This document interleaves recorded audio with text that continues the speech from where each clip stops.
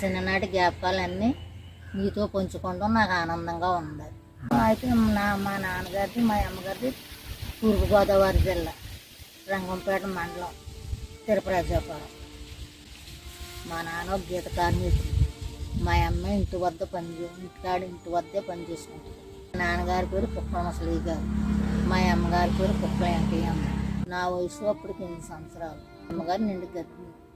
మా నాన్నగారు మా అమ్మగారిని నన్ను ఎంతో ఆనందంగా చూసుకుంటేవారు. మా నాన్నగారు ఎప్పుడులేగా మా నాన్నగారు కొల్లు గీతకి తాడాన్ని ఎక్కి కొల్లు ఉడుచుకుని దిగుతారన్న సమయంలో తేలని గుట్టాక దిగి వచ్చాక మా నాన్నగారు కుక్క కూలిపోయారు. అప్పుడు నలుగురు తెలిసి ఈ విషయం చెప్పగానే మా అమ్మగారు నేను కన్నీరు ఆ కన్నీళ్ళు చూడగానే చుట్టుపక్కల వాళ్ళు అందరూ వచ్చి ఓదార్చారు. మా నాన్నగారు కాలం చేసాక ఇవన్నీ కష్టాలు పడ్డాక మాకు పొలం ఉండేది, ఒక 5 గుంటలు, 2 గేదెలు ఉండి 2 ఇళ్ళు ఉంది. మా అమ్మ కట్టబడతాం తెలియదు. మా నాన్నగారు ఉన్నంత సేపు అలాగే కష్టపడతామన్నా తెలియదు. నేను చిన్నదాన్ని. అలాగే ఇంకా 5 గుంటలు భూమి అమ్మేసింది, 2 ఇళ్ళు అమ్మేసింది, గేమానాలు అన్నీ అమ్మేసేసింది. ఇంకా మాకు ఏ దారి లేని టైంలో మేము పూత 8 సంవత్సరాల వయసు వచ్చింది. 8 సంవత్సరాల వయసు రాబోతులకి అప్పుడు చుట్టుపక్కల ఉన్న వాళ్ళు అందరూ అప్పుడు 2 రూపాయలు కూలి పని పెద్దవాళ్ళు, అమ్మ మీకు రూపాయి ఇప్పిస్తాము, వెనకాల మాకు కొన్ని మంచినీళ్ళు వద్దు కానీ చుట్టుకోకులు చూద్దాను రా అమ్మ అన్నారు. అయితే పొద్దున్న లేసి ఆడుతూ వెళ్ళిపోయేదాన్ని 8 గంటలు.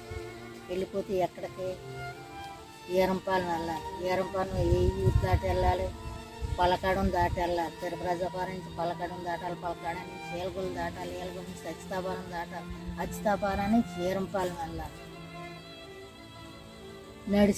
అంత లెక్క నడిచి ఆడుకొని బ్యాగ్లాగా సెలాగ్గా ఆడుకొని వాళ్ళ నడకన్నది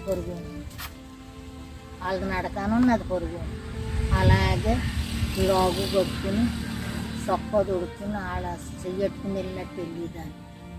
వెళ్ళగానే అలాగే ఆడ కలుపు తీసేవారు, గడ్డి పోగులు తీసేమో గొట్లు గొట్లు మీద వేసి కానీ మనం హిందీ తెచ్చిపోసేదాన్ని. పని చేసుకోబోతులకు 5 అప్పుడు కుదిరేవారు. 5 అవ్వబోతులో కుదిరితే మళ్ళీ ఈ ఊళ్ళు అన్నీ దాటి మళ్ళీ తిరుపరాజాపురం వచ్చేవాడు. అలాగ కొంతకాలం జరగబోతులకి అక్కడి నుంచి ఇలాగ ఉసిలేరు, ముఖందారం ఇవన్నీ పనులెట్టుకోబోతులకి అమ్మ నువ్వు మంచినీళ్ళు వద్దు కానీ 5 ఎద్దు కానీ 5 ఎద్దు కానీ రా అమ్మ అని తీసుకెళ్ళేవారు. రాంచాపేట పూల మనుషులు ఎట్టేది రాంచాపేట. అయ్యో ఎంతో గొప్పగా పెట్టారు ఈ పిల్లని, ఏదో రకంగా వెనకాల తుప్పోగులు మంచినీళ్ళు పోయమంట కన్నా పంపుతానని ఆ ఉత్తారకులు ఆడమనుషులు అలాగే ఉసిలేరు పూల మనుషులు ఎట్టుకోడు ఉసిలేరు పంపుతారు. అది వాళ్ళ పెండలూరుతో 50 మంది, పెగడూరుతో 20 మంది అని అలా పంపేవారు. అందులో నన్ను పంపేది. పిల్లల్ని జాగ్రత్తగా చూసుకోమని పెద్దలతో పంపేది. అక్కడి నుంచి ముకుందారం కొన్నాళ్ళు కొలుపులు తీస్తాకి ఊర్సులేరు ఎక్కడికి ఊర్సులేరు కొలుపుకి వెళ్తే మురాలు పెచ్చరు లోపల చేయించేవారు.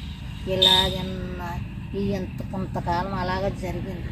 కొంతకాలం అలా జరగబోతే పనులు అయిపోతే అక్కడి నుంచి 2 గంపలు ఇచ్చుకొని మా అమ్మగారు నేను బదిలిపేట కానారం వెళ్ళి ఆ బురంశాల్లో వేసేవారు. గోంగూర ఇద్దరం పుల్లుగా పోసుకుని 2 గంపల నిండా నిండేసుకుని మళ్ళీ ఇంటికి బయలుదేరి మధ్యాహ్నానికి వచ్చేవాడు. పొద్దున్న వెళ్ళి మధ్యాహ్నానికి వచ్చాక అన్నం తినేసేసి మళ్ళా సాయంత్రం కూడా మళ్ళీ అన్నం వండుకొని ఆ గోంగూర మళ్ళీ విరగబోసి అలా గుమ్మ నిండా ఆరబోసి సాయంత్రం నీరు చల్లి మళ్ళీ గంపలోకి ఎత్తింది మా అమ్మ. సాయంత్రం ఎత్తి మాకు మళ్ళీ తెల్లరగట్ట చెట్టుకి సరిపో క్యారేజ్ పెట్టి ఆ గంపలో పెట్టి లేగమ్మ అని తెల్లరగట్టను 3 గంటలు లెగ్గొట్టి మా అమ్మ లెగ్గొట్టినాడమ్మా. వెళ్ళకపోతే తెల్లారిపోద్ది, మళ్ళీ అక్కడికి వెళ్ళకపోతే తెల్లారుతుందని లెగ్గొట్టండి 3 గంటలకు తిరుపరాజాపురం నుంచి గోనుగూడెం అయ్యన్న మఠం కాడకు పెద్ద మురాలు వెళ్ళి పెద్ద రోడ్డు ఎక్కితాకి పుంత కింద ఉండేదండి. అలాగా చీకటి మా అమ్మ ముందు నేను వెనకాల అలాగే వెళ్ళి కొత్త తెల్ల ఆడుతూ ఉండేటప్పుడు రోడ్డు ఎక్కువాళ్ళం. రోడ్డు ఎక్కి అలాగే మురాలు వెళ్తానని బయట వెళ్ళిపోవట్లేదు. ఆ రోడ్డు అంతా మురాలు పెచ్చరు వెనకాల 2 తూములు ఉండి అలా తూముల మీద దించుకుంటూ వాళ్ళం గంపలు దించుకుని ముఖం కొడుక్కుని ఆ సెల్దానాలు తినేసేసి మళ్ళీ బయట వెళ్ళేవాళ్ళం మురాలు వెళ్తాక. మురాల ఊరి చివరికి వెళ్ళాక అక్కడ గంటాలమ్మ గుడి ఉందండి. గంటాలమ్మ గుడి ఉంటే అమ్మ నేను సాకి ఎత్తుకెళ్తాను సేనాపడికి ఇదికెళ్ళి ఎవడ ముందు ఎత్తే వాళ్ళ గంటాలమ్మ గుడి కాడ కూర్చుందాం అని చెప్పుకుని బయట వెళ్ళేవాళ్ళం. నేను మా అమ్మ సాకులు ఇది నమ్ముకుంటుంది, సేనాపతి ఇది నమ్ముకుంటుందనండి గోంగూర. అలాగే కొంతకాలం అమ్ముకుని అలాగే వస్తుంది కొంతకాలం రాబోతులో గోంగూర అయిపోయింది. గోంగూర అయిపోతే ఎలాగా బతుకుతుందని ఆలోచించుకున్నాను. ఈ లోపల మళ్ళీ మా దేవుడు మాకు దారి చూపించాడు. చింత చెట్లు సిగురుతున్నాయండి. అమ్మ చింత చెట్లు సిగురుతుంది కదా, చింతకూర అమ్ముకొచ్చాను. ఆ సిగురిసిన చింత చెట్లకు నుంచి పట్టుకొని గడ్డి మెట్లు ఉంటుంది, గడ్డి మెట్ల నుంచి చింత చెట్లు మొదల నుంచి అలాగే పాకిని ఆ చింత జోకులు పెట్టుకుని అందించుకుని అలాగే పాకి పోసుకొని ఆ చింత చిగురు పోసుకొని అలాగే మళ్ళీ మా అమ్మ నేను ఆ చింత చెట్లు మా అమ్మ నన్ను ముద్దెట్టుకుని పైకి ఎక్కించి ఆ చింత చెట్లు ఎక్కి కొమ్మలు ఎక్కి అలాగే పోసిన తర్వాత మా అమ్మ చింత చెట్లు ఎక్కి అలా పోసుకొని మళ్ళీ దిగి వచ్చేసేవాళ్ళం కదా. మళ్ళీ అక్కడి నుంచి ఊర్చలేరు దగ్గర దాకా వెళ్ళేవాళ్ళం చింత చెట్లకి. ఇలా రాంచపేట ఊర్చలేరు ఇలా పదిపడి ఇందరాక ఎక్కడ చింతుంటే అక్కడికి వెళ్ళేవాళ్ళం. ఆ చింత చెట్లు కూడా అయిపోయింది. ఆ తర్వాత కరువులు వచ్చేసింది. వ్యవసాయాలు చేస్తానంటే ఒక మళ్ళీ మీద కరువులు వచ్చేసింది. కరువులు వచ్చేస్తే సాకలేవడంటే అమ్మ పురుగుళ్ళు పోతున్నారు రైతులందరూ, దోణలు కొడుకుని రైతులందరూ పోతున్నారు. నేను మా అమ్మగారు ఏడిది. అంతలోకి మా అమ్మ మా తమ్ముడికి జలం ఇచ్చిందండి. జలం ఇస్తే అమ్మ కుర్రాన్ని తీసుకుని సూర్యకాంతాన్ని తీసుకుని అంటే అమ్మ మా ఏడికి వెళ్ళిపోదాం. ఏడికి వెళ్ళిపోతే అక్కడ పనులు ఉంటాయి, కష్టపడి బతుకుతురు. కానీ నేను అక్కడ నా పిల్లోని పొద్దున మాలు తీసుకొచ్చి అప్పచెప్పేసి ఇప్పుడు పనుల్లోకి వెళ్ళిపోతురు. కానీ మీరు వచ్చేదాకా నేను అలా కుర్రాన్ని చూసుకుంటాను. మళ్ళీ సాయంత్రం రాబోతులో కుర్రాన్ని తీసుకొని మళ్ళీ మేము ఉండి నేను స్నానానికి వచ్చేసేవాడు. అలాగా ఆడుకుంటా కుర్రోడితో ఆడుకుంటా చేస్తూ ఉంటే ఈ లోపల మా అమ్మ కథ అన్నం ఉండి ఆ కుర్రోడితో కథ అన్నం తినిపించేదాన్ని మా అమ్మ. నేను కొత్త అన్నం తిని ఒళ్ళాల్సి వచ్చింది, అందుకు తాను తీసి పడుకుంటుందాన్ని. అలాగా కుర్రోడితో మళ్ళీ మా అమ్మ అలాగే బాగా పెట్టేదాన్ని. మళ్ళీ క్యారేజ్లో ఉంటుంది వాళ్ళు వండుకుని మళ్ళీ కుర్రోని తీసుకెళ్ళి అక్కడ ఇచ్చేసి మళ్ళీ కోతలకో ఉడుపులకో ఇలాగ వెళ్ళిపోయేవాడు. అలాగ కొంతకాలం అయింది. కొంతకాలం అవ్వలేక అప్పటికి 10 సంవత్సరాల వయసు వస్తుందండి. 10 సంవత్సరాల వయసు రాబోతులేక ఎన్ని పనులు చేసి చేయబోతే 10 సంవత్సరాల వయసు వస్తుంది. 10 సంవత్సరాల వయసు రాబోతులేకి గొప్పలు కలుపులు ఇవన్నీ తీసుకొని ఇవన్నీ చేసి తండ్రి ఆలగొట్లోకి ఇవన్నీ చుట్టుపక్కల అన్ని ఏరియాలన్నీ చేసి చదివా కొత్త ఎదిగాను. 10 సంవత్సరాల వయసు వస్తుంది. 10 సంవత్సరాల వయసు రాబోతులేకి ఎక్కడ ముఖందారం ఇవన్నీ ఏడ్చాను గొప్పలు కలుపు ఎక్కడ ఏడ్చానకాయ కోతలు ఇవన్నీ కోసి ఏడు తిరిగి కష్టాలు పడి మా తమ్ముడు సాకలవాడికి అప్పచెప్పి పనులు చేసుకుంటా పోయి మళ్ళీ పనులు చేసుకుని సాకలవాడి దగ్గర తీసుకొచ్చి అలాగే కొంతకాలం జరిగింది. నా చిన్నతనంలో లాగులు వేసుకుని సొక్కాలు వేసుకుని ఎవడన్నా పని చెప్తే పరిగెట్టుకుని వెళ్ళిపోయేదాన్ని. అలికి సలికి ఉండేది కాదు. ఎంత ఎవడ పని చెప్తే ఆడదాన్ని మంచినీళ్ళు కాకుండా చేసేదాన్ని. నాకు అంత సలాగ్గా ఉండేది, అంత డేకలా తిరిగేసేదాన్ని. అలా చేశానండి నేను.